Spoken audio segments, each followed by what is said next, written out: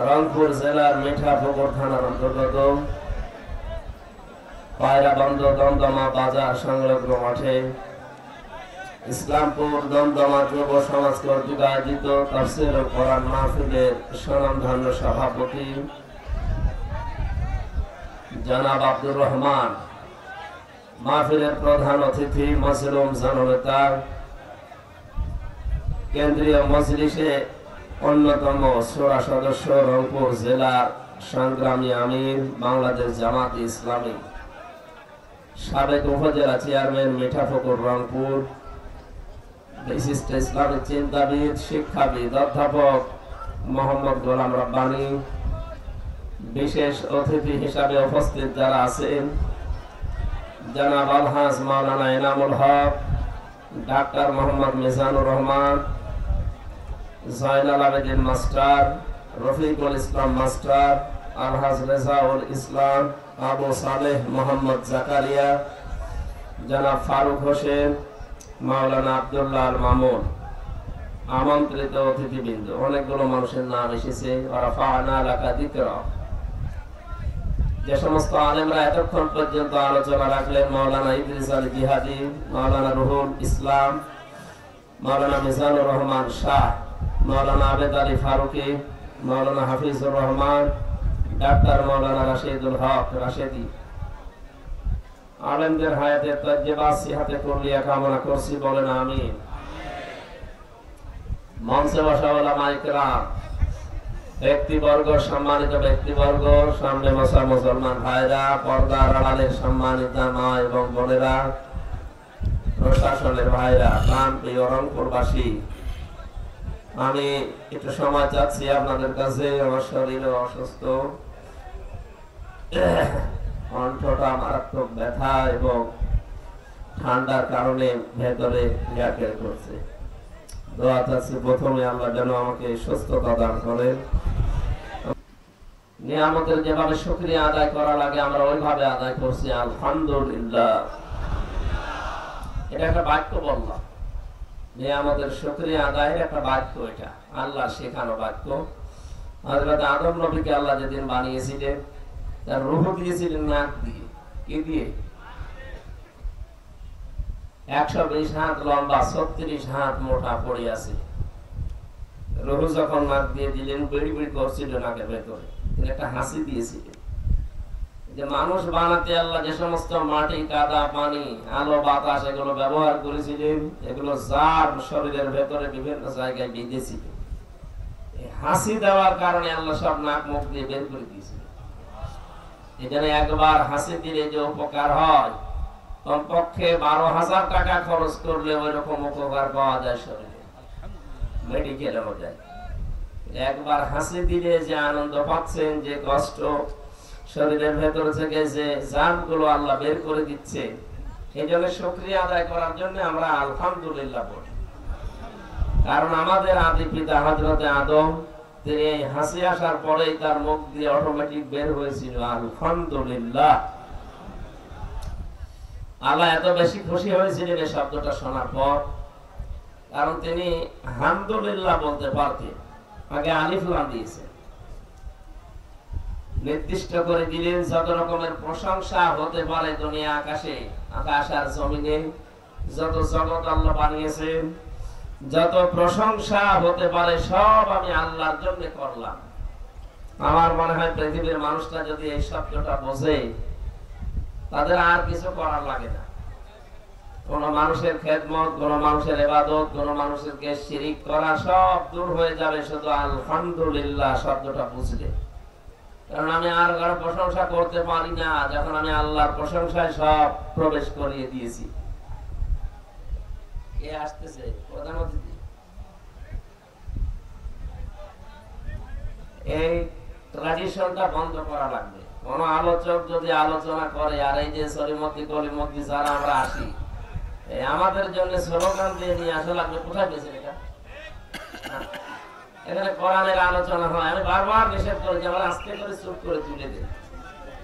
কিছু মানুষ আছে আবেগ গলা আনতাছে,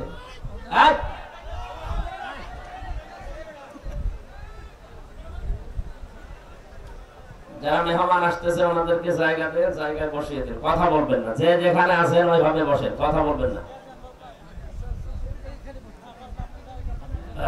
সুবহানাল্লাহ, আলহামদুলিল্লাহ, লা ইলাহা ইল্লাল্লাহ, সুবহানাল্লাহ, আলহামদুলিল্লাহ, লা ইলাহা ইল্লাল্লাহ, সুবহানাল্লাহ, আলহামদুলিল্লাহ। এই আমি জিকির করছি, আপনারা কি মুখ বুজে বসে আছেন? জিকির করতে পারছেন না? সুবহানাল্লাহ। নাকি এই শব্দগুলো আপনাদের জিকির মনে হয় না? অনেকে তো মনে করেন জিকির মানে যে বিভিন্ন বাবার নামে যেগুলো মাথা তোলা, ইয়া আলী বাবা, শাহ আলী বাবা, এটা জিকির। জিকির যেগুলো বলছি এই শব্দগুলো জিকির। আল্লাহ বলেন এটা ইবাদত। সুবহানাল্লাহ, লা ইলাহা ইল্লাল্লাহ, সুবহানাল্লাহ, আলহামদুলিল্লাহ,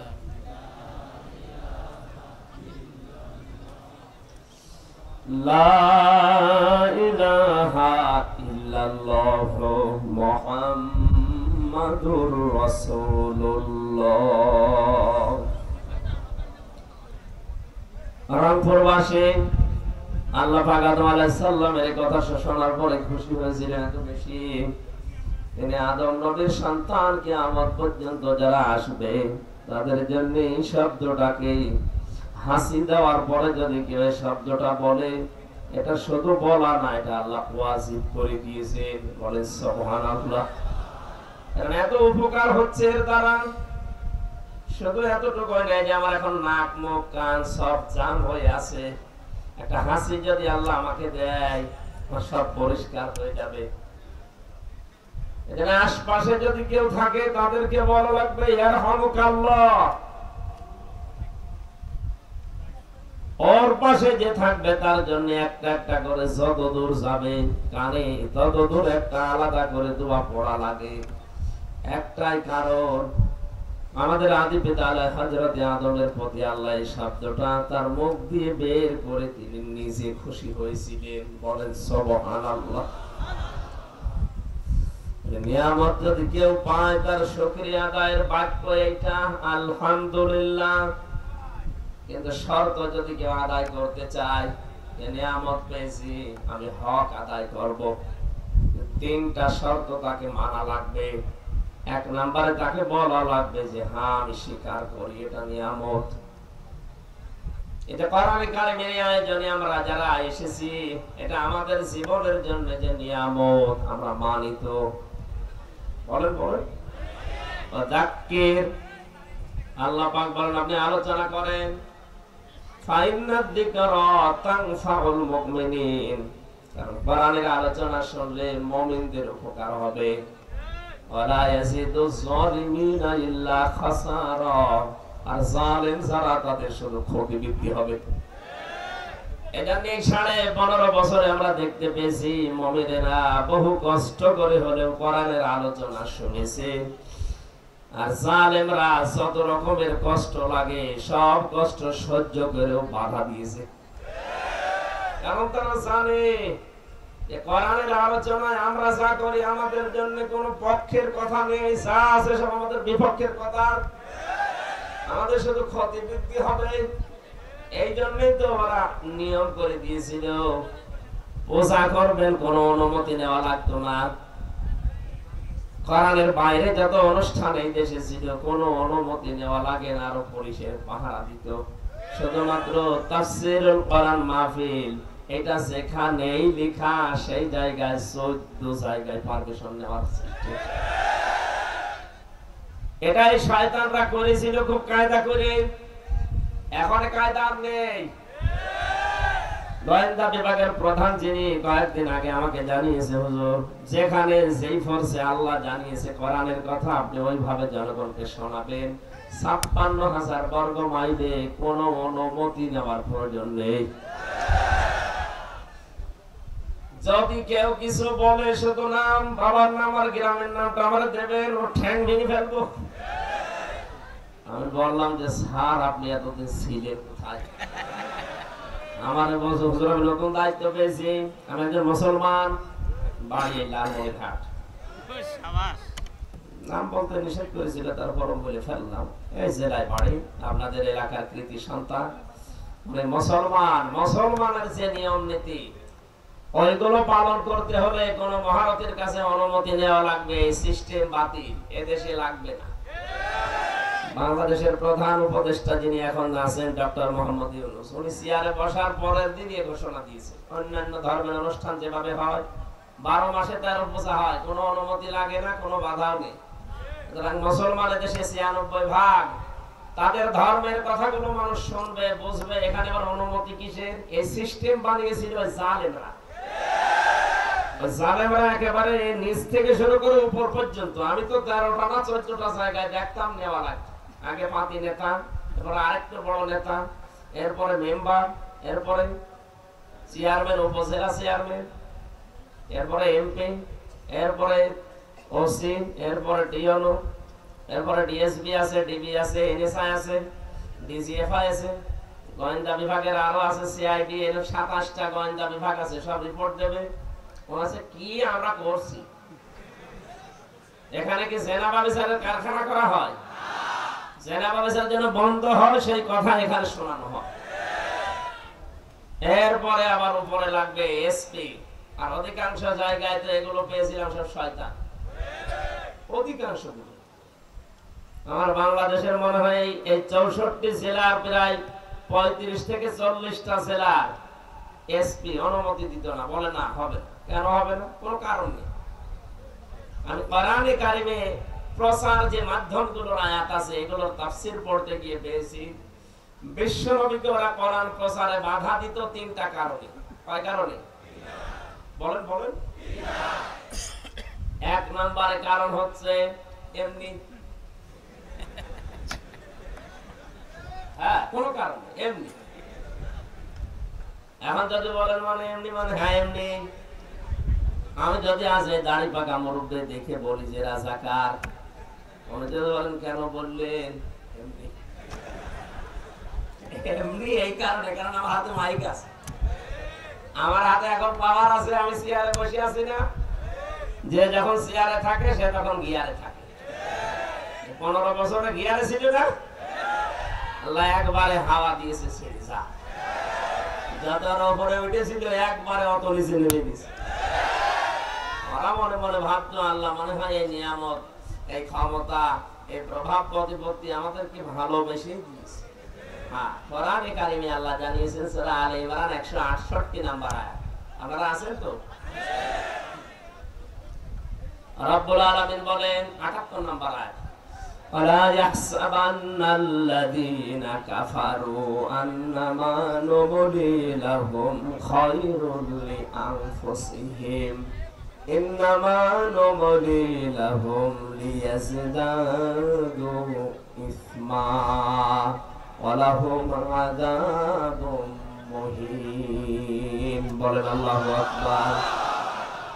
হে নবী, কাফেররা ধারণা করেন তাদেরকে যে চেয়ার আল্লাহ দিয়েছেন ক্ষমতার, তাদের যে টাকা পয়সা, প্রভাব প্রতিপত্তি, এগুলো মনে হয় তাদের ভালোবেসে দিয়েছে।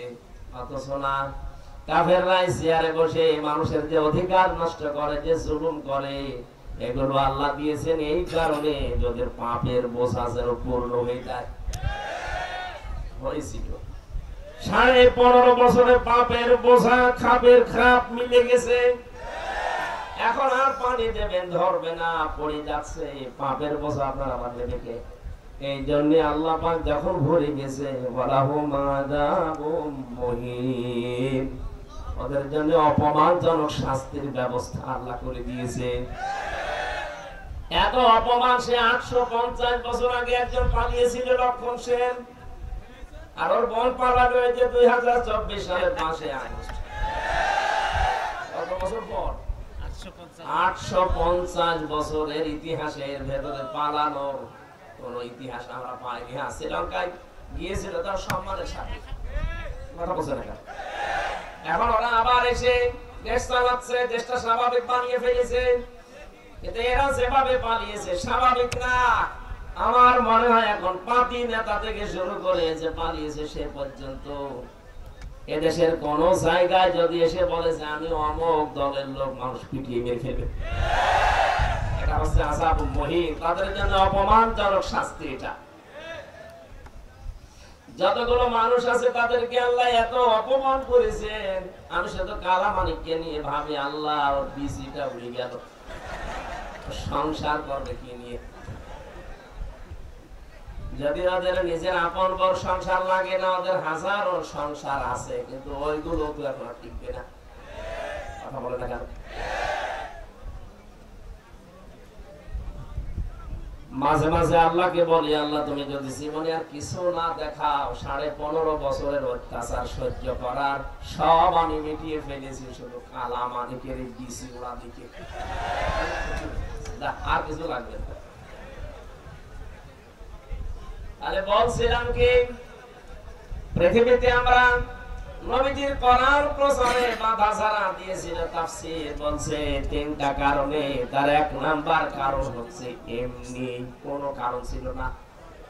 কারণ আবু জাহেলের হাতে রাষ্ট্রীয় ক্ষমতা ছিল, তার হাতে পাওয়ার ছিল, চেয়ার ছিল, তার হাতে ঘোষণা দেওয়ার মতো ওই সময়ের যেটা স্যাটেলাইট, ওই সময় যারা কোরআনে কারীম প্রচার করার জন্য নবীজি যেমন ব্যবহার করেছিলেন লাল কাপড়, কোন মানুষ যদি ওই জামানায় বিপদে পড়তো, তাহলে ওই যে সাফা মারওয়া যে পাহাড়, ওখানে ওঠার পরে সকাল বেলা বলতো ইয়া সাবাহা ইয়া সাবাহা। মানুষ মনে করতো লাল কাপড় উঠতেছে কোনো বিপদ মনে হয়, এখান থেকে একটা শিক্ষা বের হয়।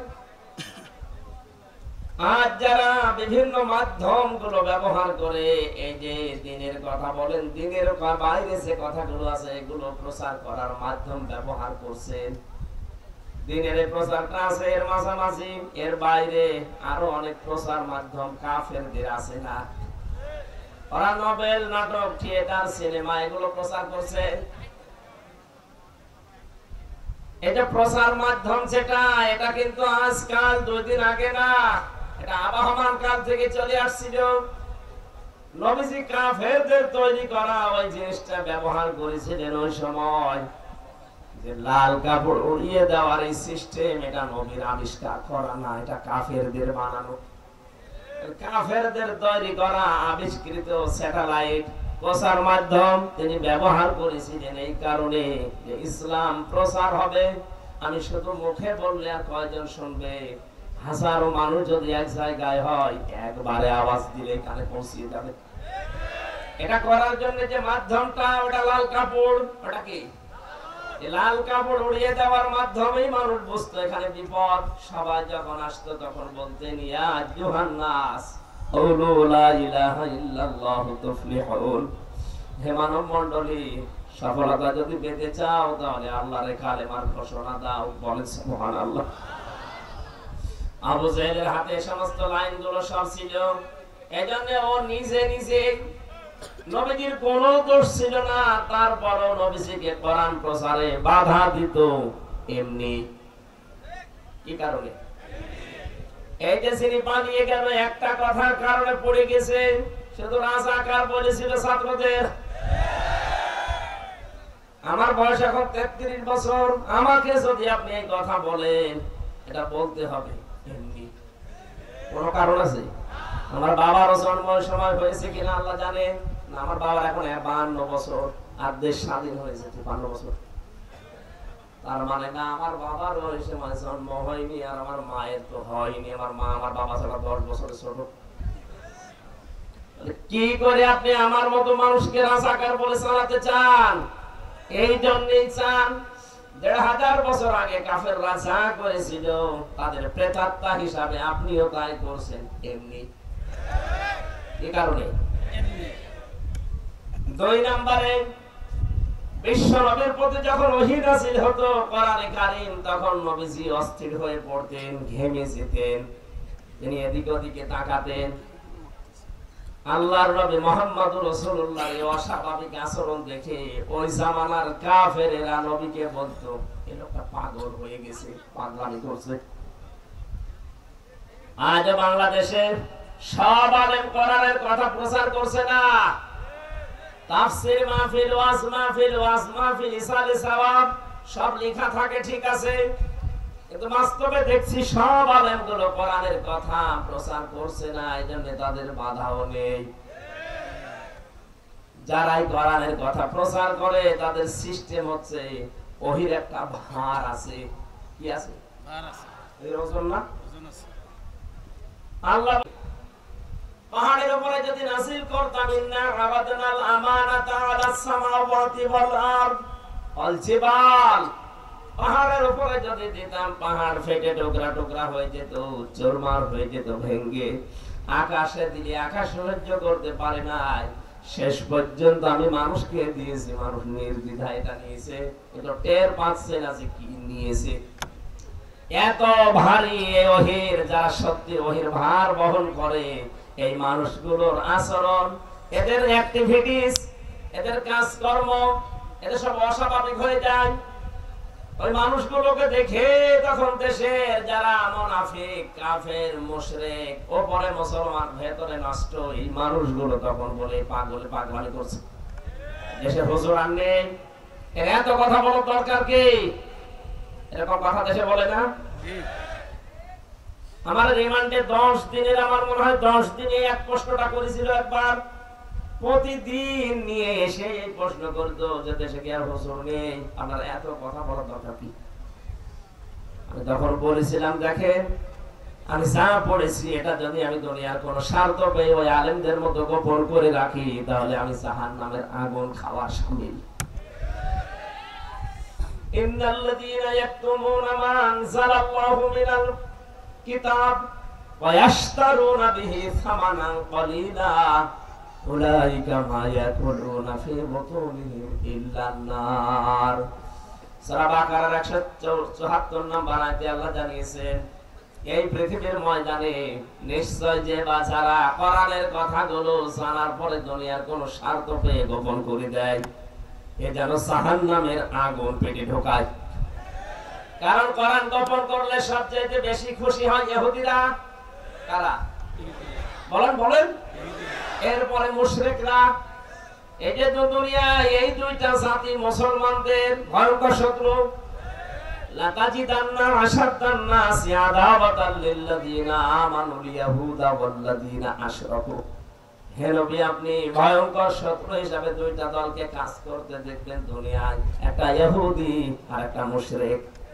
তাম পৃথিবীর 257টা রাষ্ট্র এখন পৃথিবীতে, 228টা আমি জানতাম 23 সালের থেকে 20 সালের দিকে।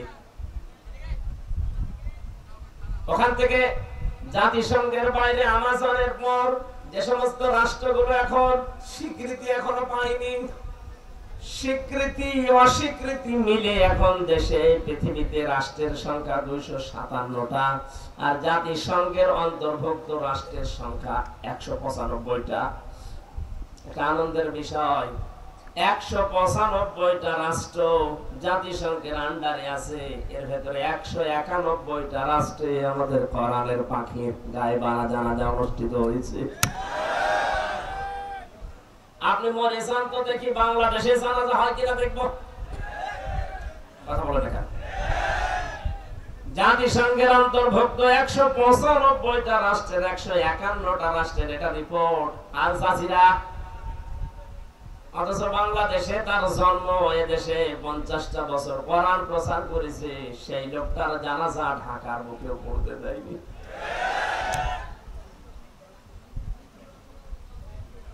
কোরআনে কারীম যে মানুষগুলো সত্যি ওহী মনে করে, যেটা আল্লাহর ওহীর একটা যেহেতু ভার আছে, যাদের কাঁধে তা আসে, এই মানুষগুলো তখন অস্বাভাবিকের মতো আচরণ করে। এদের মাঝে মাঝে চোখ বন্ধ হয়ে যায়, এরা ঘেমে যায়, এরা অস্থির হয়ে পড়ে। তখন এই দেশের মুনাফিক যারা, ইহুদি, খ্রিস্টান, বৌদ্ধ, মুশরিক যারা, তারা মনে করে লোকটা পাগলামি করছে। নবীকে কোরআন প্রচার করতে গিয়ে পাগল বলেছিল 2 নম্বরে, কারণ তার অস্থিরতা দেখে। 3 নম্বরে, আজকে যদি এই মিঠা পুকুরে কোন একটা মাজার থাকে, মানুষ যদি ওখানে যে সেজদা দেয়, মাহফিলের দিনে প্রধান অতিথি অধ্যাপক গোলাম রব্বানী সাহেব, তিনি মনে করেন আপনার মসজিদের ইমাম, জোহরের নামাজ আদায় করে উনি যদি বলেন মুসল্লিরা চলো আজকে এই মাজার ভেঙে ফেলা হবে, কারণ এখানে আল্লাহর বিরুদ্ধে অবস্থান নিয়েছে, শিরিক হচ্ছে, এরকম মাজার দেশে নেই। সারা বাংলাদেশের যতগুলো মাজার অধিকাংশ জায়গায় শিরিকের আর জেনার কারখানা। গোপনে জেনা করলে হয় প্রকাশ্যে করে, হয় হাতের জেনা, নাই চোখের জেনা, নাই মনের জেনা, আর নিচেরটা তো আছে। এবার বোঝা না, আপনি যদি দেখতে চান যান মাজার গুলোতে বাকি আল্লাহ বিরোধী কাজ যেটা ডাল বাবা গাঁজা অপেনে চলে, এই জন্য দেশের হক্কানি আলেমরা জানিয়েছে কোন মাজারের দরকার নেই, সব মিশিয়ে দাও মাটির সাথে। ভাঙ্গা আরম্ভ হয়েছিল, অনেক জটালা দেখলাম বলছে না জীবন দিয়ে দেব। মানে শয়তান, আল্লাহ পাক সবচেয়ে বেশি ঘৃণা করে দুই প্রকার মানুষকে, শাস্তি তাদেরকে ডবল ডবল দেবে। তার এক নম্বরে যারা দুনিয়ায় মাজারের খাদেম, আপনি আর খেদমত করার জায়গা পান না, মাজারের খাদেম হয়ে বসে আছেন। এখানে আপনার উদ্দেশ্য এই যে এখান থেকে মাল কামানো, এক কথা বলতে কেন? তাছাড়া যে লোকটা শুয়ে আছে কবরেও যদি আল্লাহর ওলি হয়, আল্লাহ তাকে দেখবে। আপনি জট নিয়ে বসে বসে গাঁজা খাচ্ছেন মানে? রাষ্ট্রের দায়িত্বে যারা আছে, বিশেষ করে ধর্ম মন্ত্রণালয়ে যিনি আছেন এখন ডক্টর আফাম খালিদ সাহেব, স্যারকে আমরা আহ্বান জানাবো এদেশে যত মাজার আছে সবগুলো রাষ্ট্রের আন্ডারে নিয়ে নেন। এখান থেকে যে টাকা মানুষ বুঝে না বুঝে অর্থ দেয়, এই টাকাগুলো সব রাষ্ট্রের কাজে লাগায়। 1-2 টাকা না, বহু টাকা কালেকশন হয় এখানে। আপনি আটরসে যান, কত টাকা সেখানে কালেকশন হয়। এরকম 48,000-এর উপরে মাজার। কত? 48,000। তাও সরকারি জরিপে, এর বাইরে ছোটখাটো তো আছে, কিচ্ছু নেই মাজারে। গরু শুয়ে আছে, গরু সার মাজার, কুকুর শুয়ে আছে, কুকুর সার মাজার। এক জায়গায় মাওলানা সাইদি বলছিলেন যে ওখানে নাকি গাধা সার মাজারও আছে। একজনের গাধা মারা গেছে, উনি ওখানে মাটির নিচে দিয়ে লাল পতাকা টাঙিয়ে দিয়েছে, কি এখানে গাধা সার মাজার। এই চলছে ব্যবসা। গোলাম রাব্বানী সাহেব উনি নামাজের পরে বলছে না, এটা আর হতে দেওয়া যাবে না, এই শিরিক বন্ধ করা লাগবে। মুসল্লি যারা আছেন সবাই আমার সাথে চলেন। আমার মনে হয় আমার মতো 5 ওয়াক্ত নামাজ পড়া মুসল্লি পর্যন্ত বলবে হুজুর দিনকাল ভালো না, আপনার কথা কি? যে দেখো সে করুক লা ইলাহা ইল্লাল্লাহ, আপনি নামাজ পড়াচ্ছেন এইটাই তো যথেষ্ট, আমার মাজার ভাঙা দরকার কি? অকরুক, এ কথা বলবে না? এরপরে উনি যদি বলে না আপনারা কেউ যদি না চান আমি একা যাব, দেখবে ওনার পেছনে একটা লোক নেই। আল্লাহর নবী ওই সময় দেখলেন সারা পৃথিবী একদিকে আর উনি একদিকে, কেউ মাজার পূজা, কেউ দরগা পূজা, কেউ দুর্গা পূজা, কেউ আগুন পূজা, কেউ পাথর পূজা, কেউ বাতাস পূজা, কেউ মাছ পূজা নিয়ে ব্যস্ত। নবীজি বললেন আমি একটাও মানি না, কেউ যদি আমার এই প্রতিবাদে সাথে না থাকো আমি একাই যাব। লা ইলাহা ইল্লাল্লাহ। নবীজি কোরআন প্রচার করতে গিয়ে 3 নম্বরে বাধার যে কারণ পেয়েছিলেন, তারা বলেছিলেন লোকটা বেশি বোঝে।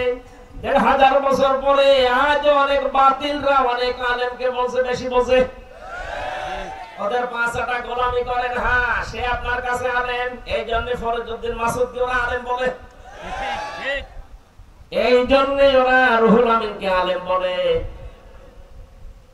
এরা যদি আলেম হয় তাহলে দেশে জালেম কারা? আমার যতটুকু বাস্তবতার জ্ঞান আছে, যে 2 জনের নাম বললাম, তাম বাংলাদেশ না তাম পৃথিবীতে এখন এই 2 জন আলেম নামের বড় জালেম। একটা মসজিদের ভেতরে ইমামতি দখল করতে গিয়ে মারামারি করতে পারে, ও আলেম থাকে কোন কায়দায়? জ্ঞান থাক, ও পাকিস্তানে পড়ে আসুক আর সৌদি আরবে পড়ে আসুক, তো জাহেল। তারপর আবার দাঁড়িয়েছে নৌকা মার্কা নিয়ে।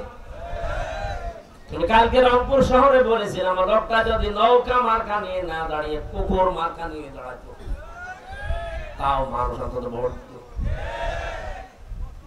অনেকে বলে না উনি অনেক ভোট পেয়েছে দিনের ভোট রাতে পেয়েছে, সব নিজেদের দিয়ে মারানো। আমরা যে কথা বলতে চাই পর্যন্ত এসে কোরআনে কারীম যারা আমরা শুনতে এসেছি, এটা যেটা একটা নিয়ামত, এই নিয়ামতের শুকরিয়া আদায় হবে মুমিনদের তখন যখন মুমিন মানুষগুলোর এই কোরআনের দ্বারা উপকার হবে। আর জালেম যারা, ওদের শুধু দিন যাবে আর ক্ষতি বৃদ্ধি হবে।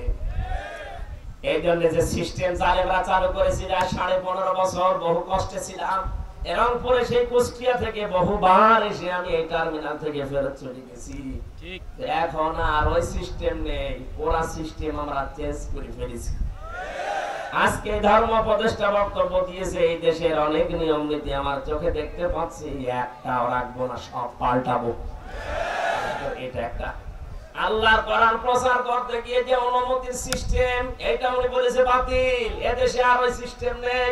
কোন মহারতের কাছে অনুমতি নেওয়ার কোন দরকার নেই। কার কাছে নেবেন? সে কি কোরআনের চাইতে বড়?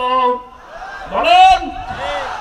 তাদেরকে যদি সাহায্য লাগে, হ্যাঁ পাহারা দিতে আসবে, এতটুকু।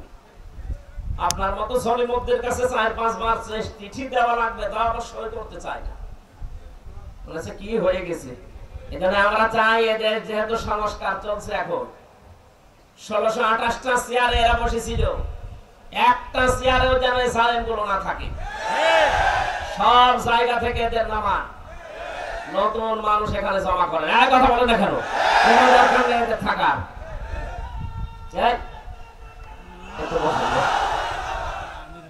1473 জন মানুষ মারা গেছে 5 তারিখের আগে। আজকের রিপোর্ট 2780 জনের উপরে হাসপাতালে বেডে কাতরাচ্ছে।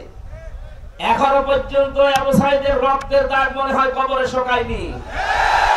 আর এর ভেতরে অনেক জালেমরা পায়তারা করছে যে আমি চট করে চলে আসবো। আসেন, আপনাকে চট করে আসলে ফট করে আমরা আয়না ঘরে ঢুকে যাবো। 113টা মামলা, হত্যা মামলা, গুমের মামলা, খুনের মামলা, 113টা। বাকি তো মামা পাচার করা মামলা আছে। এক একটা মামলায় যদি 1 বছর করেও জেল হয়, আমার যে মামলা দিয়েছিল, এক মামলায় যদি রায় দিত সর্বোচ্চ 3 মাস জেল হতো, কারণ আমার সন্দেহ ভাবে ধরিস। আর আপনি তাকে একেবারে প্রমাণিত। এদেশের একজন প্রখ্যাত আইনজীবী জানিয়েছেন, উনি যে অপরাধ করেছে, অপরাধের শাস্তি দেওয়ার জন্য কোনো মিথ্যা কথা যদি বলা নাও লাগে, শুধু সত্য কথাগুলো যদি প্রমাণ করা যায়, 1000 বার ওনার ফাঁসি হবে। আপনি আসেন, আপনাকে আমরা চট করে ঢুকলে ফট করে ঢুকিয়ে দেব। বাকি রশিদ আছে, কথা বলে না কেন? আপনাদের মনে হয় একটু কষ্ট লাগছে, আপনাদের আবার বৌমা না, একটু কষ্ট লাগছে।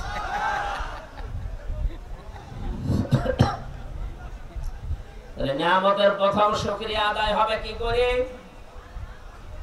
আলহামদুলিল্লাহ, এটা স্বীকার করা যে হ্যাঁ আজকের এই অনুষ্ঠান কোরআনের অনুষ্ঠান, এটা নিয়ামত। আপনি মানেন তো?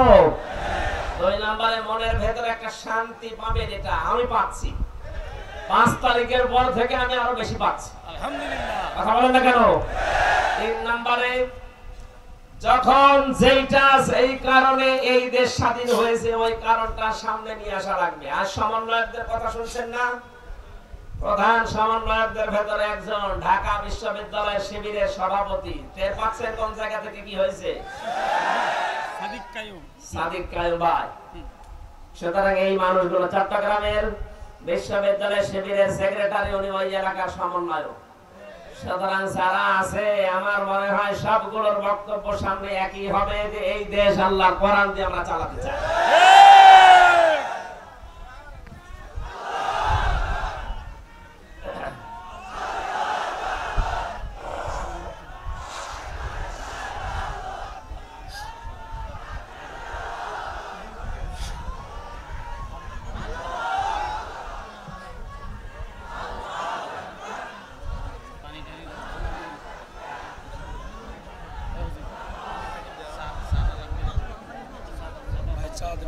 কিচ্ছু লাগবে না, সব বসেন। সুবহানাল্লাহ, আলহামদুলিল্লাহ, লা ইলাহা ইল্লাল্লাহ, সুবহানাল্লাহ, আলহামদুলিল্লাহ, লা ইলাহা ইল্লাল্লাহ।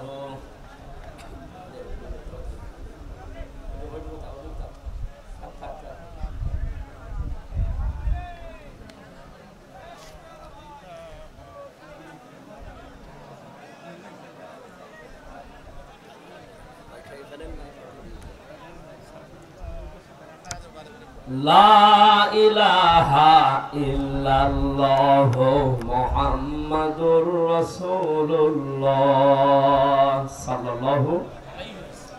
আমার আজকের তেলাওয়াত কিন্তু আয়াত আপনারা শুনেছেন সূরা মুমিনুনের 12-13 দুইটা আয়াত পড়েছি।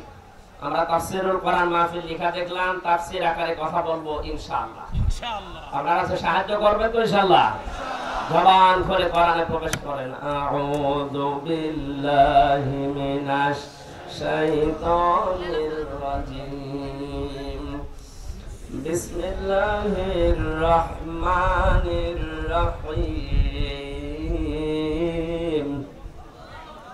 ওয়ালাকাদ খালাকনাল ইনসানা মিন সুলালাতিন মিন طين ثم جعلناه نطفة في قرار مكين। এই তাফসীরে যাচ্ছে, খুব খেয়াল করে শুনবেন, যে কয় মিনিট বলি খুব খেয়াল করে।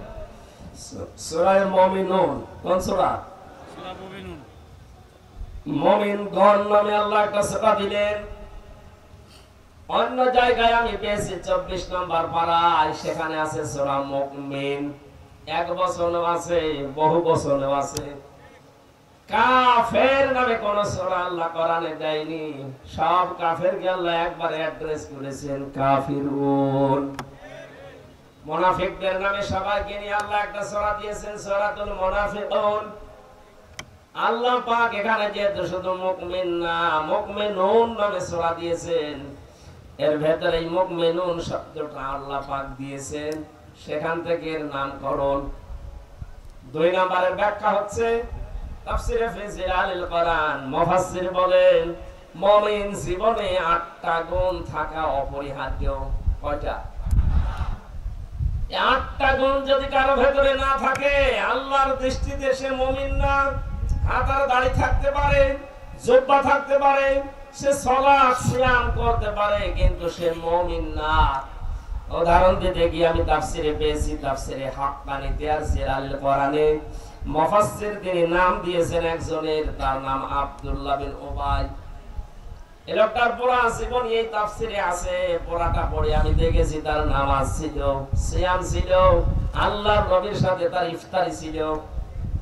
এই লোকটার দাড়ি ছিল নবীর মতো, জুব্বা ছিল নবীর মতো, পাগড়ি বাঁধতো নামাজের আগে, তাসবিহ হাতে নিয়ে তাসবিহ টিপতেছিল, দস্তরখানা বিছিয়ে খাবার খেত। ওর জীবনে পুরাটা আমি দেখেছি, কোনো খোদ আমার দৃষ্টিতে পাইনি। একটা খোদ ছিল ওর জীবনে, আল্লাহর নবী চাইতেন কোরআন দিয়ে দেশ চলুক, ও চাইতো আবু সুহেলের নিয়ম দিয়ে চলুক। এ বাংলাদেশে এরকম মুমিন নেই। নামাজ পড়বে, সিয়াম করবে, হজ করে আসে, যাকাতও দেয়, কিন্তু কোরআন দিয়ে 56,000 বর্গ মাইল চলবে, এটা ওর কাছে দুনিয়ার কাজ মনে হয়, রাজনীতি মনে হয়। ও চায় যে হ্যাঁ আমার নেতা নেত্রী যা বানিয়ে গেছে ওইটা দিয়ে দেশ চলুক।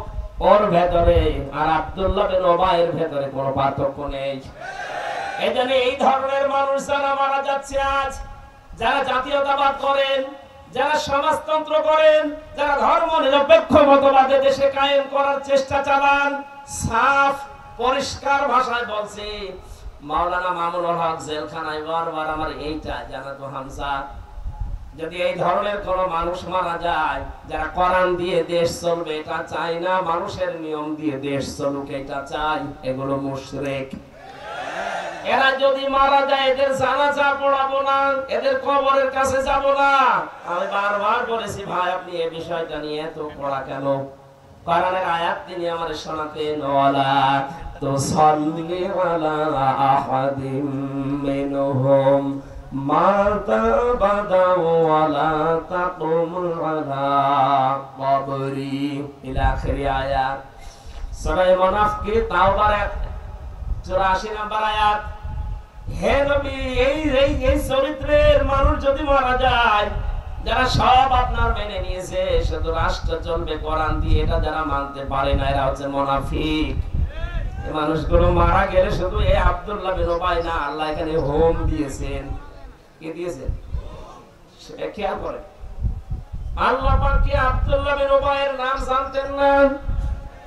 বলেন না কেন? ওনার নামটা দিলেন না কেন? কিয়ামত পর্যন্ত যেহেতু এই চরিত্রের মানুষ আসবে, এজন্য আল্লাহ হোম দিয়েছেন জমির, এটা বহু বছর। তার মানে এইরকম চরিত্রের মানুষ এখন বাংলাদেশে আছে, কিয়ামত পর্যন্ত দেশে আসবে। ১৫০০ বছর আগে মসজিদে নববীতে ২৩ জন মানুষ নিয়ে নবীজি বসা ছিলেন। এই লোকটার ছেলে এসে বসেছিল, ইয়া রাসূলুল্লাহ, আমার বাবা মারা গেছে, আপনি জানাজা পড়ান আর গায়ের জামাটা দেন, কাফন বানান। নবীজি কাপড় খুলে দিয়েছিলেন, জানাজার জন্য যাবেন। হযরতে ওমর বসা ছিলেন, বললেন, হে নবী, আপনি যাবেন না? 22 জন সাহাবী দাঁড়িয়ে গিয়েছিলেন। নবীজি বললেন, ওমর, আমার জামা ছেড়ে দাও, আল্লাহ আমাকে এখনো নিষেধ করেনি জানাজা পড়তে। হযরতে ওমরের কথা হাইলাইট করে তিনি গেলেন। কাতার সোজা হয়ে গেছে, এটা এতে কাছে আছে। কাতার সোজা করে নবীজি দাঁড়ালেন তার লাশটা নিয়ে, গায়ে নবীজির জামা দেওয়া, নিচে ইমামতি করবেন। 3টা কাতার হয়ে গেছে। সঙ্গে সঙ্গে জিবরাইল এসে বলে, হে নবী, এর জানাজার নামাজ আপনার পড়ানোর দরকার নেই। শুধু জানাজা না, এর জন্য নামাজ তো পড়বেনই না, এর কবরের পাশে দাঁড়াবেন না। শুধু এর না, ওই জায়গায় দেখেন, ওয়ালা তুসাল্লি আলা আহাদিম মিনহুম, কি আছে বলেন বলেন। এই হোমের ভেতরে আমরা ঝামেলা। কারণ আমাদের যাদের চরিত্র এরকম, যে আমরা নামাজ পড়বো, রোজা করবো, যাকাত দেবো, হজ করবো, সব আল্লাহর বিধান মতো, আর রাষ্ট্র চালাবো ভারতের আর আমেরিকার কথা মতো, তাদের মারা গেলে জানাজা নেই, কবর নেই। বিশ্বাসের মানুষ দেশে নেই। সত্য কথা বললাম এই কারণে, কারণ বহু মানুষকে আমরা এখন দেখতে পাচ্ছি। হয়তো আপনি না জেনে ভুল করছেন, আপনি থামবেন। ইসলাম বাদ দিয়ে পৃথিবীর যত নিয়ম নীতি আছে, সে যে নামেই হোক, সবগুলো কুফরি। কেউ ফতোয়া উল্টাতে পারবেন? আমাইয়াবতাগি গায়রাল ইসলামি দীনান ফালা ইউকবালা মিন। দুনিয়াতে ইসলাম বাদ দিয়ে কোন তন্ত্র মন্ত্র দিয়ে আল্লাহকে আপনি রাজি করাতে পারবেন না। ফালা ইউকবালা মিনহু, ফালা আছে, ইউকবালা এটা মোসারে বর্তমান, ভবিষ্যৎ, প্রেজেন্ট, ফিউচার। এখন হচ্ছে না, ভবিষ্যৎ বলতে কিয়ামত পর্যন্ত হবে না। আমার মনে হয় এত বড় অকট্য দলিল দেওয়ার পরে আমি আয়াত বলছি। এটা সূরা আলে ইমরানের 85 নম্বর আয়াত, 3 নম্বর পারা 20 নম্বর পৃষ্ঠা 4 নম্বর লাইনে আছে। যত তাফসীর আছে দেশে, সব তাফসীরে মুফাসসির একই কথা দিয়েছেন, ইসলাম বাদ দিয়ে দুনিয়ার কোন নিয়ম নীতি দিয়ে আল্লাহকে রাজি করা যাবে না। এরপর যদি কারো বিবেকের দরজায় তালা লাগানো থাকে, এ তালা যদি খুলতে না চায়, কোরআনের আয়াত দিয়ে আমি আঘাত দিলাম, এরপরও আপনার তালা খোলে না, আমার মনে হয় ওই তালার উপরে কুকুরে পোশাক করিস।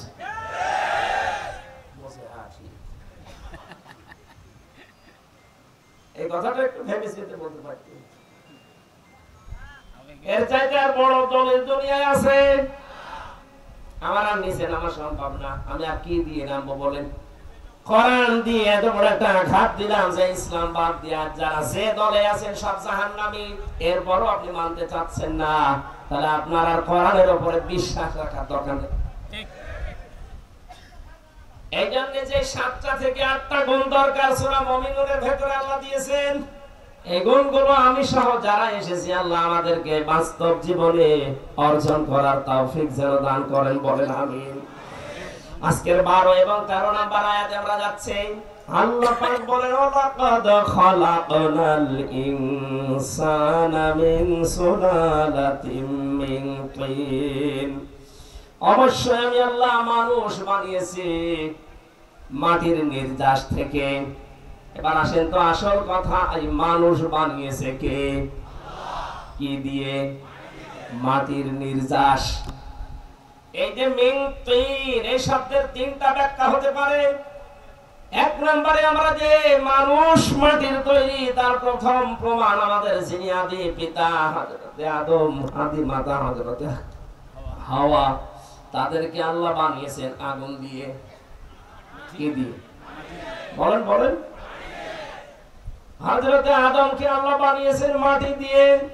আজরাইল এই পৃথিবীতে এসে এক থাপা দিয়ে মাটি নিয়েছিল 40 মণ।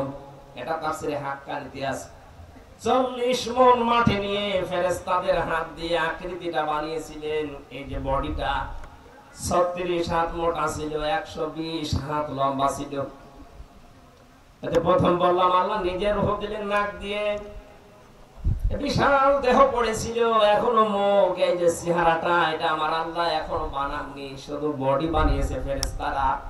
রব্বুল আলামিন বলেন আমি নিজে আমার দায়িত্বে আমার মন মতো করে মানুষের এই চেহারাটা আমি নিজে বানিয়েছি। এই জন্য কাউকে বলতে নেই যে তোর মুখে লাথি দেব, কারণ এই মুখটা বানিয়েছে কে? আরো জোরে বলেন। অনেক মেয়েরা রাগ হয়ে গেলে ছেলেকে মেয়েকে গালি দেয় যে তোর মুখে লাথি দেব। কথা বলে দেখেন, আজকে থেকে তওবা করেন, কথা আর বলবেন না, কারণ এই মুখটা বানিয়েছে কে? 18,000 মাখলুকাত আমরা নাম শুনি, এর চাইতেও বেশি আছে, হাজার হাজার মাখলুকাত আছে আল্লাহর। যত মাখলুকাতের পরিচয় আমরা জানি, যারা জানি না, সব চাইতে সুন্দর করে আল্লাহ বানিয়েছেন এই মুখটা। লাকাদ খালাকনাল ইনসানা ফি আহসানি তাকওয়িম সুম্মা রাদাদনাহু আসফালা সাফিলিন। অবশ্যই আমি মানুষের আকৃতি পৃথিবীর সব কিছুর তুলনায় সুন্দর বানিয়েছি। আহসান এসমে তাফসীর দিয়েছেন, এত সুন্দর আর কোন সৃষ্টি নেই। আল্লাহ পাক বলেন মিন সুলালাতিন মিন তিন, তার প্রথম প্রমাণ তোমাদের আদি পিতা যেটা, এটা যেহেতু মাটি দিয়ে, এই হিসাবে তোমরা দাবি করতে পারো তোমরা মাটির তৈরি। 2 নম্বরে পেয়েছি পৃথিবীর সব খাদ্য যেহেতু মাটি থেকে উৎপন্ন হয়, কি? আর এই খাদ্য মানুষ খায়।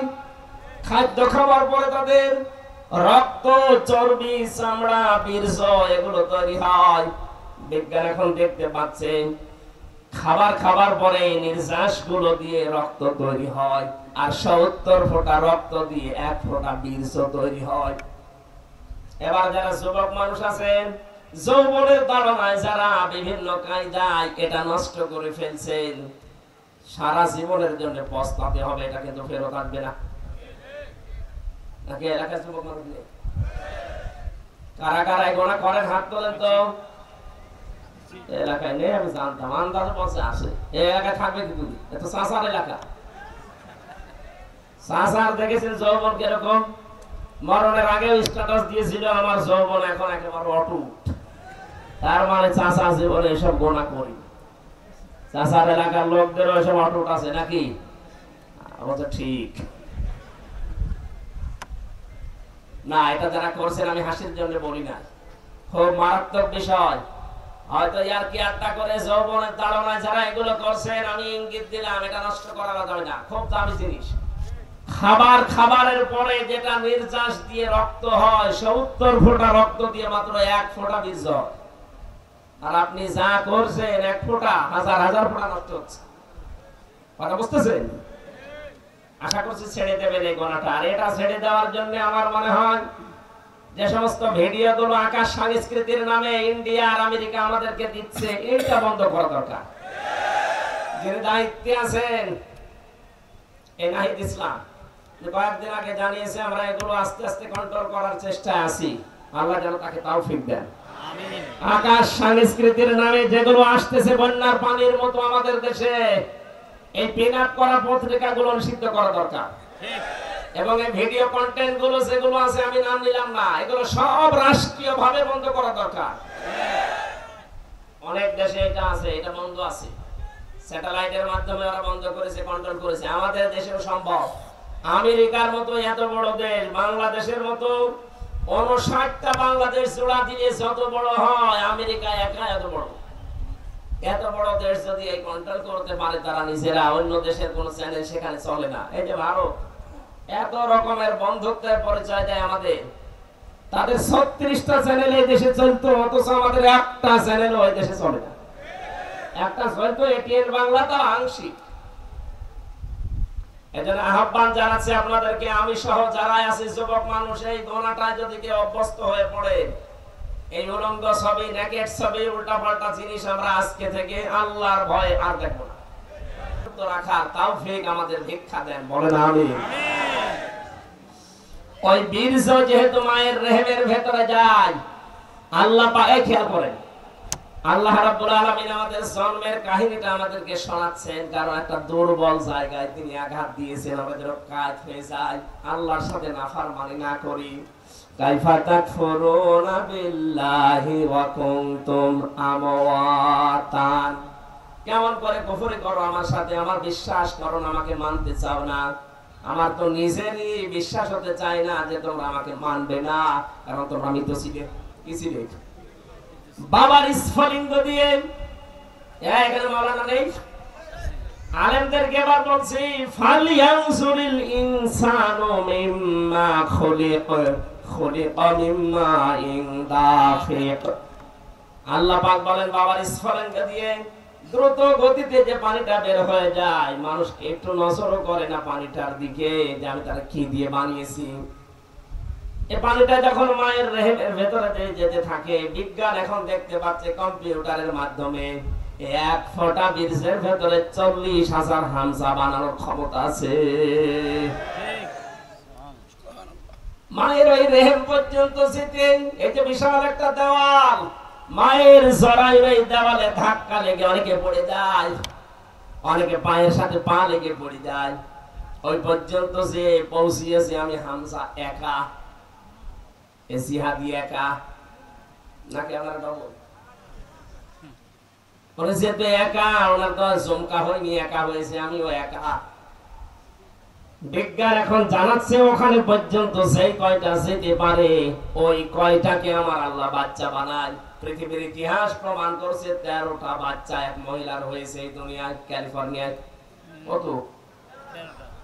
আমার মা আমাকে একা পেয়েছে, আর ক্যালিফোর্নিয়ার ওই মহিলাটা 13টা জন্ম দিয়েছে, তার মানে 13টা ওই জায়গায় গিয়ে পৌঁছিয়েছিল। আমাদের জীবনটা শুরু হয়েছে বাবার স্ফলিঙ্গ দিয়ে বের হওয়ার পরে, কষ্টের পরে কষ্ট সহ্য করতে করতে। লাকাদ খালাকনাল ইনসানা ফি কাবাদ। আল্লাহ পাক বলেন অবশ্যই আমি মানুষকে কষ্টের পরে কষ্ট সহ্য করে করে বড় করছি। ওকে বানিয়েছি কষ্ট তৈরি করার জন্য, সহ্য করার জন্য। ওখানে যখন যায়, ওখানে যাবার পর জন্ম থেকে শুরু করে যেহেতু আমাদের ঘাত প্রতিঘাত চলছে, যতদিন আজরাইল না আসে আমাদের এই প্রতিবাদ প্রতিঘাত প্রতিহাত বেঁধে থাকবে না, চলতেই থাকবে ইনশাআল্লাহ। সুতরাং এখন যে প্রতিবাদ মুখর চলছে সারা দেশে, কোন জালেম এখন আর সাহস পায় না। আমরা যেহেতু জন্ম থেকেই প্রতিবাদী, জন্ম থেকে আমরা কষ্ট স্বীকার করছি, স্ট্রাগল করে করে আসছি, আমাদের এই স্ট্রাগল যেন বন্ধ না হয়, তাহলে আবার জালেমরা চট করে ঢুকে পড়বে। কথা বলেন না কেন? আমরা মরণ পর্যন্ত এটা করে যেতে চাই। নবীজি বলেন মায়ের রেহেমের ভেতরে যে থলিটা আছে, এখানে বাবার এই নাপাক পানিটা জমা হয় 40 দিন। সুম্মা খালাকনাহু মিন নুতফাতিন সুম্মা জাআলনাহু নুতফাতান ফি ক্বারারিম মাকিন। আমি অতঃপর এই বীর্যটাকে একটা সুরক্ষিত জায়গায় আমি আল্লাহ স্থাপন করি। এটা ক্বারারিম মাকিন,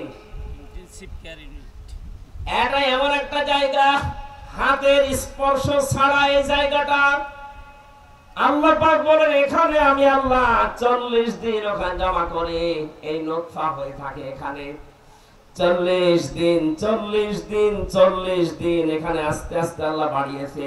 সুম্মা খালাকনান নুতফাতা আলাকাতান ফাখালাকনাল আলাকাতা মুদগাতান ফাখালাকনাল মুদগাতা ইযামা ইলা আখির আয়াত। 40 দিনে আমি তাকে নুতফা থেকে আলাক বানাই। কি বানাই? বলেন বলেন, আলাক কাকে বলেন? বিজ্ঞান আজ দেখতে পাচ্ছে আলাক হওয়ার জন্য 3টা জিনিস লাগে ওর ভেতরে। একটা চর্বি লাগে, রক্ত লাগে, আর দোড়া কাটা ভাব লাগে। আপনি রাবারের উপরে কামড় দিলে যেমন দাগ বসে যাবে, ওরকম একটা দাগ ওখানে দেখা যাবে। মায়ের পেটের ভেতরে প্রথম 40 দিনের পরে যে আকৃতি পায়, এই 3টা জিনিসই সেখানে পাওয়া গেছে। বলেন সুবহানাল্লাহ।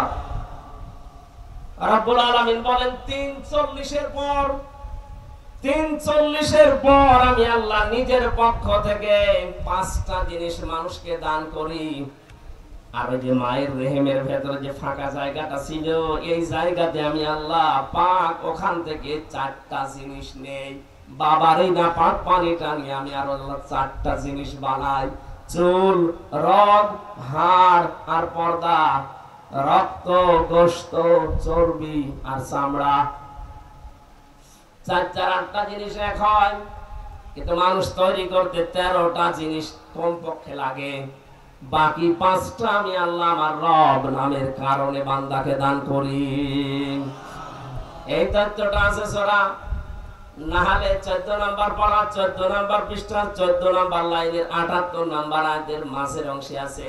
وَجَعَلَ لَكُمُ السَّمْعَ وَالْأَبْصَارَ وَالْأَفْئِدَةَ إِلَى آخِرِ آيَةٍ। আল্লাহ পাক বলেন শ্রবণ শক্তি, দর্শন শক্তি, বাক শক্তি, আকল শক্তি আর ঘ্রাণ শক্তি, এই 5টা আমি আল্লাহ আমার নিজে রব নামের কারণে বান্দাকে দান করি। 8, 5, 13টা জিনিস যখন এক হয়ে যায়, তখন ফেরেশতারা আমারে জিজ্ঞাসা করে, এটা বানাবো কি? সিদ্ধান্ত দেয় হামজা। কে? আপনারা জেগে আছেন তো? কে দেয়? ওয়াল্লাযী ইউসাউবিরুকুম ফিল আরহামি কাইফা ইয়াশা। তিনি সে আল্লাহ যিনি মায়ের রেহেমের ভেতরে তোমাদের আকৃতিটা বানায়। এই যে ছেলে দেবেন না মেয়ে দেবেন, এটা দুনিয়ার কারো দায়িত্বে নেই, এটা শুধু আল্লাহর দায়িত্বে। বলেন আল্লাহু আকবার। এখান থেকে প্রমাণ হয় ছেলে হোক মেয়ে হোক, সিদ্ধান্ত যেহেতু আল্লাহর। আপনি যেটা চাচ্ছিলেন ওইটা যদি না হওয়ার পরে স্ত্রীর উপরে রাগ করেন, এই রাগটা আপনার বউর উপরে না, রাগটা কার উপরে? আল্লাহর কোন সিদ্ধান্ত যদি কেউ মেনে না নেয়, রাগ করে, ওর ইমানের ভেতরে সমস্যা হবে না। এজন্য ছেলে হোক মেয়ে হোক রাগ করা যাবে না। আমি নিজে ওয়াজ করছি, কারণ আমার 2টা মেয়ে আছে, আর একটা হবে শুনছি, ওইটাও মেয়ে হোক। চেয়েছিলাম ছেলে, আল্লাহ দেয়নি, তার উপর আমি খুশি আছি। সুস্থ হলে যথেষ্ট। কথা বলে না কেন? যা হোক, আমার আল্লাহ যদি ভালোবেসে, নবীর এই হাদিস আমার মাঝে মাঝে মনে পড়ে। বিশ্ব নবী বলেন, যার 3টা মেয়ে আছে, তাকে যদি 11টা শিক্ষা দিতে পারে। কয়টা? বলেন বলেন। এখানে যারা আছেন মেয়ের বাবা, ছেলের বাবা, 1 নম্বরে নবীজি তিরমিজি শরীফের হাদিস, হওয়ার পরে ছেলে হোক মেয়ে হোক, তার ডান কানে বাম কানে আযান আর একামত দেওয়া লাগবে। বাবা মা যারা আছেন তারা এটা মিলাবেন, আপনি করছেন কিনা। 2 নম্বরে তার একটা সুন্দর অর্থবোধক নাম রাখবেন। আমার বড়টার নাম হচ্ছে মাওয়া জান্নাত, পরেরটার নাম ফারিহা জান্নাত, যেটা আসবে যদি মেয়ে আল্লাহ দেয় বলবো হাফসা জান্নাত। ছেলে নাম একটা ঠিক করেছিলাম, তো হবে না। যা আছে ওই আমার নামের সাথে ভয়াকার আছে, হাফসা জান্নাত মিলিয়ে রাখবেন। অর্থবোধক একটা নাম রাখবেন। কিয়ামতের দিন কিছু আল্লাহ যখন না পাবেন, নামের ওসিলায় হলো মাফ করে দেবেন। এই হাদিস শোনার পরে নাকি যিনি পালিয়েছে উনি চিন্তা করছে, আমার নাম তো সুন্দরী। হাসিনা মানে সুন্দরী, হাসিনা মানে কি? সুন্দরী। কিয়ামতের দিন আল্লাহ যদি ওনার নামের অর্থ ধরে ডাক দেয় যে সুন্দরী, একেবারে উড়িয়ে চট করে চলে আসবে। এই নামটা আগামীতে আমার মনে হয় সুন্দরী আর থাকবে না, নামটা গালি হয়ে যাবে। যত মানুষের চোখের পানি এই নামের সাথে জড়িত, এই নাম থাকবে। ইয়াজিদ নামটা খারাপ না, কিন্তু জুলুম করার কারণে ওর নামটা আল্লাহ গালি বানিয়ে দিয়েছে। কিয়ামত পর্যন্ত কোন মানুষের নাম আপনি ইয়াজিদ পাবেন না, সে যে খারাপই হোক। আমি তো বহু জায়গায় গেছি, বহু জাতির সাথে মিশেছি, একটা হিন্দুর নামও আমি অ্যাসিড পাই। দরকার হয় কুকুর রাখবে, কয়সু কয়সু। ওর দাদি যদি ডাকে কি ডাকবে? কুকুর। এই কুকুর পানি নিয়ে আয়। তারপরেও অ্যাসিড রাখবে না, কারণ নামটা গালি। নামটা কি? নামটা সুন্দর, কিন্তু নামটা গালি বানিয়ে দিয়েছে জুলুমের কারণে। এই পৃথিবীতে যারা জুলুম করে তাদের সবকিছু আল্লাহ অপছন্দ করেন, ঘৃণিত, নিন্দিত করে দেয় এই পৃথিবীর সৃষ্টি জগতের কাছে। এটাকে আমি বানালাম। আপনি দেখবেন কালের আবর্তনে এই নামটা গালি হলো বলে এখনই অনেকে পরিচয় দিতে রাজি হচ্ছে না। আমার 5 তারিখের পরে আমার বংশের তো সব ওই লাইনে ছিল, 100 জনের 98 জন। অনেক চাচা আমার বিকাল 5টার দিকে কল দিয়ে বলছে, হাফিজা আমরা সব জামাতি ইসলামী করি না। এখন কেন এই 15.5 বছর না, ওখানে আর থাকা যাবে না। এগুলো মাঝারি এবং ছোট ধরনের জালেম ছিল। বিকাল 5টা বাজতে বাজতে 5 তারিখে আগস্টে পরিবর্তন হয়ে গেছে। আর বাকি যে বড় জালেম গুলো ছিল এগুলো পালিয়েছে। ওগুলো যেন আর আসতে না পারে, এজন্য ওদের নামের ছবি দিয়ে তালিকা করে মোড়ে মোড়ে টাঙিয়ে দেবে। কোন জালেম যেন দেশে আর ঢুকতে না পারে। কথা বলেন।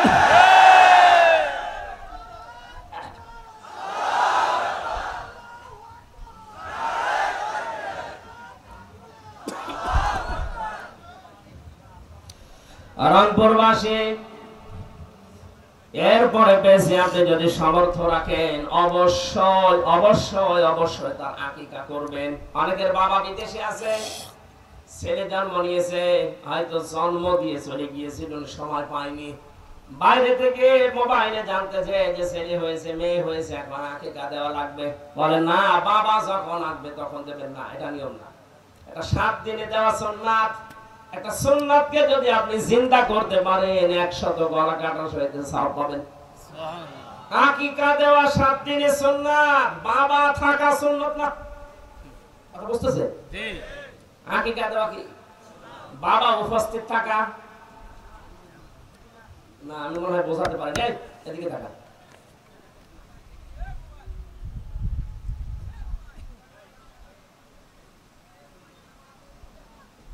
শেষ করে যাব না কি সমস্যাটি? কথা বুঝতেছে? জি। আকিকা দেওয়া সুন্নাত, বাবা উপস্থিত থাকা সুন্নাত। ঠিক আছে, এটা মনে রাখবেন। অধিকাংশ মানুষ বিদেশে থাকে। এরপরে কোরআন শেখানো তাকে বাধ্যতামূলক, মাস্ট দিয়ে তা শেখানোই লাগবে। যেহেতু এতদিন পর্যন্ত শিক্ষা ব্যবস্থাকে জাহান্নামে পৌঁছিয়ে দিয়েছিল এই দুইটা দুষ্ট লোক, এই নওফেল আর দীপুমণি। আল্লাহ দুইটাকে ধরেছে। কথা বলছে না কেন? উপযুক্ত শাস্তি দেওয়া দরকার মুসলমানদের শিক্ষা ব্যবস্থা ধ্বংস করার অপরাধে। কোথায় নামিয়েছে? শিক্ষা ব্যবস্থাকে এত নিচে নামিয়েছে, মুসলমানদের ইসলাম শিক্ষা পড়াচ্ছে একটা হিন্দু। ঠিক। এই যে সুনামগঞ্জের সাল্লায়। ঠিক। কোথায় নেমেছিল বলেন তো?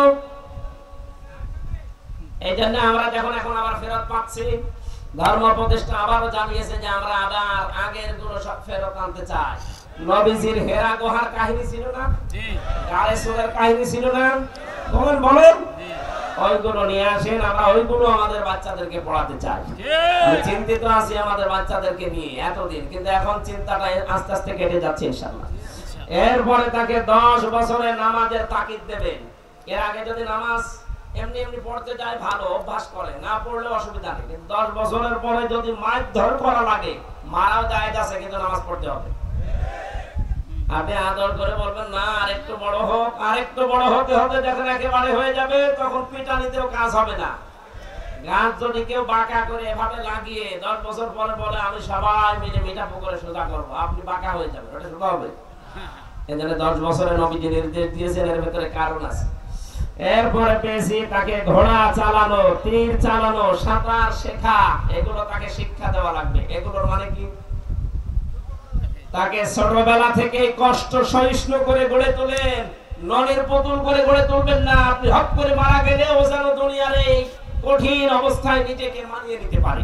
ঠিক কথা বুঝতেছেন? তাকে কর্মজীবন তৈরি করে দেওয়া লাগবে হালাল। কি হালাল? আমাকে জেনে রিমান্ডে এক হিন্দু অফিসার ছিল, দেবদাস। এই লোকটা মাঝে মাঝে রাতের বেলা আসতো, রাত 12টার সময়, একেবারে 6টার সময় যেত, সারা রাত বসে পাহারা দিত।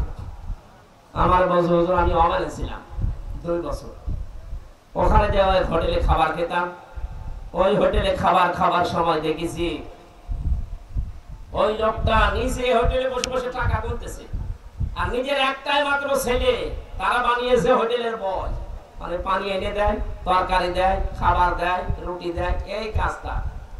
আমি 2টা বছর পর ওনারা জিজ্ঞাসা করলাম, ওনার ভাষা যেহেতু আমি জেনে ফেলেছি, অথচ লোকটা হিন্দু, বলছে, আমি বললাম যে ভাই আপনি এই জায়গায় বসে টাকা গণনা করেন সারাদিন, আর আপনার ছেলে সারাদিন এই গাধার মতো খাটে, আপনি ওকে এই কাজে লাগিয়েছেন, ভালো জায়গায় দিতে পারেননি।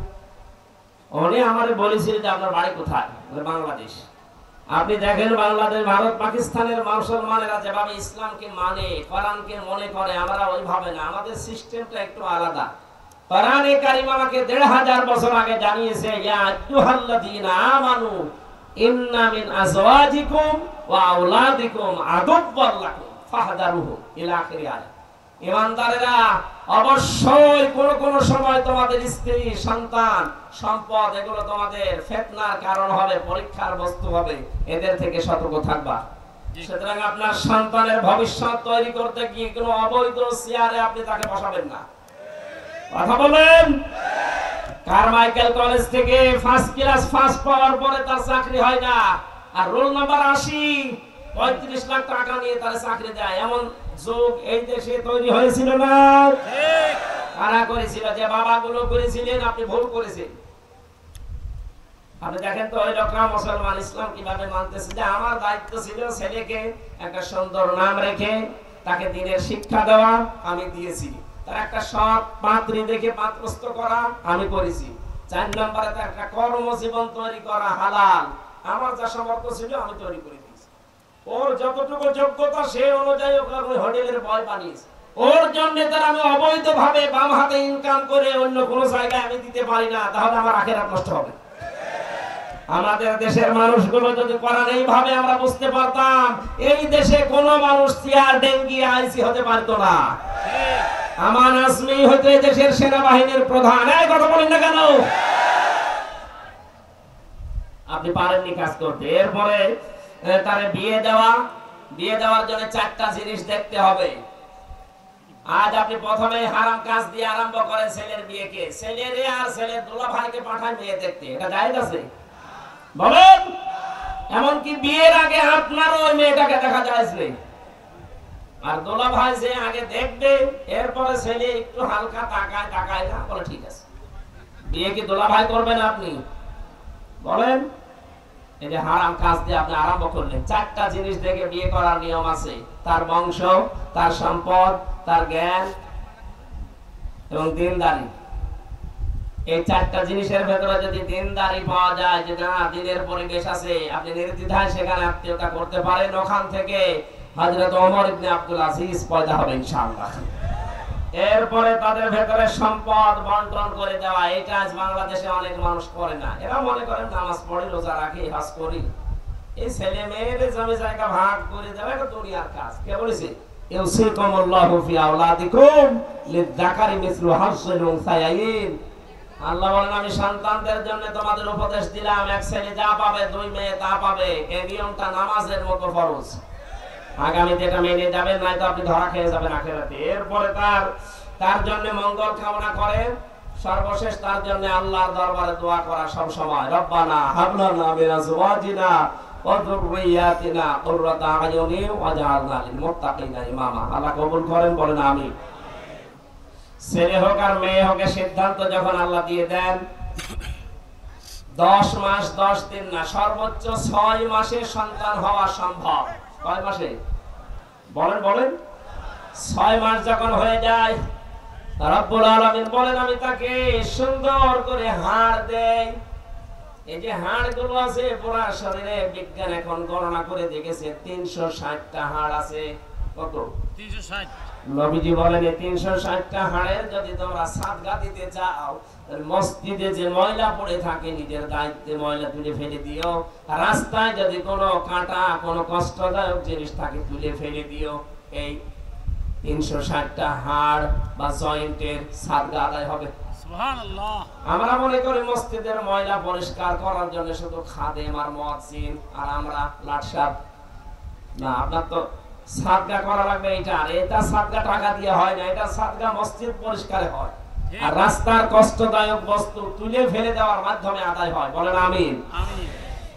৯৭৬৮ প্রকার চামড়া দিয়েছেন আল্লাহ রাব্বুল আলামিন। এই যে পরের শব্দ দিয়েছেন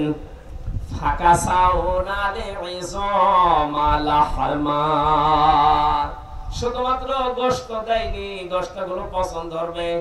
আগলা হয়ে থাকলে খারাপ দেখা যাবে। জানি ৯৭৬৮ প্রকার চামড়া আমি আল্লাহ পুরা শরীর দিয়ে ঢেকে দিয়েছি। এক এক জায়গার চামড়া এক এক রকম। আপনি দেখবেন বগলের নিচে যে চামড়াটা আছে, এই চামড়ার সাথে মুখের চামড়ার মিল নেই। কথা বলছেন না? বগলের চামড়া এমনিতেই নিচে গরম থাকে। এজন্য যারা বিভিন্ন রকমের কাপড় চোপড় গায়ে দিতে চায় না, গরিব মানুষ স্টেশনে বাস স্ট্যান্ডে থাকে, রাস্তার ধারে ঘুমিয়ে থাকে, এদের ঘুমানোর স্টাইল দেখবেন এই বগলের নিচে হয় হাত দিয়ে ঘুমায়, নয় হাঁটুর ভেতরে হাত পুরি দিয়ে ঘুমায়। এখান থেকে একটা গরম বের হয়। এই চামড়ার সাথে আপনি মুখের চামড়ার কোনো মিল পাবেন না। এজন্য দুনিয়ায় হাত মোজা আছে, পা মোজা আছে, কান মোজা আছে, কিন্তু মুখ মোজা নেই। মুখ মোজা আছে না? মুখ মোজা যদি দেওয়া লাগতো আপনি কাজ করতেন কি করে? আল্লাহ যে ৯৭৬৮ প্রকার চামড়া গুলো আমি একটা একটা করে সাজিয়েছি এই সাদগা আদায় করার জন্য। যে রক্ত তোর শরীরে আমি প্রবাহিত করেছি, আমার দিনের জন্য যদি এই রক্ত তোকে জমিনে ঢেলে দেওয়া লাগে, পিছপা হবি না। এজন্য আল্লাহ কিছু রক্ত আমাদের ভেতরে রিজার্ভ করে রেখে দিয়েছেন। এর পরের শব্দেই দিয়েছেন সুম্মা শাআনাহু খালকান আখার ফাতাবারাকাল্লাহু আহসানুল খালিকিন। বলেন আল্লাহু আকবার। প্রতিটি মানুষের শরীরের ভেতরে এই যে গোশত আর এই হাড়, এর মাঝে যে রক্তগুলো আল্লাহ আলাদা আলাদা করে থোকা থোকা রেখে দিয়েছেন, এগুলো প্রবাহিত না, থোকা থোকায় রক্তগুলো। আল্লাহ বলেন দুনিয়ায় আমার দ্বীনের জন্য, মানবতার জন্য যদি আবু সাঈদের মতো রক্ত দেওয়া লাগে, এইটা রিজার্ভ করে দিলাম। সময় আসলে এগুলো রংপুরের মানুষকেও দেওয়া লাগবে। অন্য একটা সৃষ্টির আকৃতি দিয়ে সুন্দর বরকতময় করে আমি আল্লাহ দুনিয়া থেকে তোকে নিয়ে আসবো। বিজ্ঞান জানিয়েছে মানুষ যে মাটি দিয়ে তৈরি, নির্যাস দিয়ে, তার ৩ নাম্বার প্রমাণ হচ্ছে বাবার স্ফলিঙ্গ দিয়ে যে দ্রুত গতিতে বীর্যটা বের হয়, বীর্য তৈরি হয় মানুষের খাবারের কারণে। খাবার তৈরি হয় মাটি থেকে। খাবার তৈরি হয় কোথা থেকে? মাটির ভেতরে। বিজ্ঞান এখন জানিয়েছে কমপক্ষে 10টা জিনিস দিয়ে মাটি তৈরি করা। আমি তাফসীরে, এটার নাম হচ্ছে হাক্কানি, এই জায়গায় 10টা বিষয় উল্লেখ করা আছে। মাটির ভেতরে পাওয়া যাবে oxygen, silicon, aluminium, iron, magnesium, potassium, sodium, এরপরে ক্যালসিয়াম, হাইড্রোজেন, নাইট্রোজেন। এই 10টা জিনিস আল্লাহ পাক মাটির ভেতরে রেখে দিয়েছেন। ওরা শরীরের ভেতরে এই 10টা জিনিস পাওয়া যায়। বলেন আল্লাহু আকবার।